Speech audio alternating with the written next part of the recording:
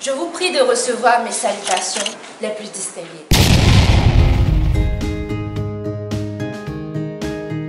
Le thème que j'ai à présenter aujourd'hui est le respect de la hiérarchie.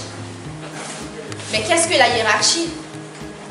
Il faut savoir que la hiérarchie est une organisation sociale fondée sur les rapports de subordination entre les membres d'un groupe. En d'autres termes, pour fonctionner de manière optimale, une organisation se doit d'être hiérarchisée. L'organisation de l'administration repose sur un principe essentiel, celui du respect de la hiérarchie. En effet, le respect de la hiérarchie désigne l'acceptation des consignes données par les supérieurs aux subordonnés pour exécution dans un délai imparti. En outre, le fonctionnaire en général, l'instituteur en particulier, doit faire preuve de respect scrupuleux à ses supérieurs hiérarchiques. Le supérieur hiérarchique direct de l'instituteur est le directeur d'école. À ce titre, l'instituteur doit assurer son service conformément aux ordres et instructions données par son supérieur hiérarchique.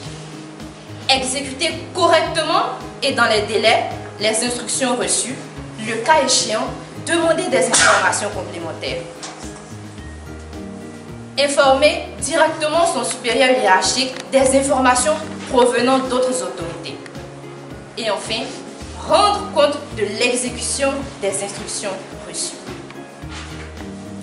De plus, le respect de la hiérarchie s'exprime dans la correspondance administrative par l'utilisation de formules et de mots qui traduisent le respect des positions hiérarchiques.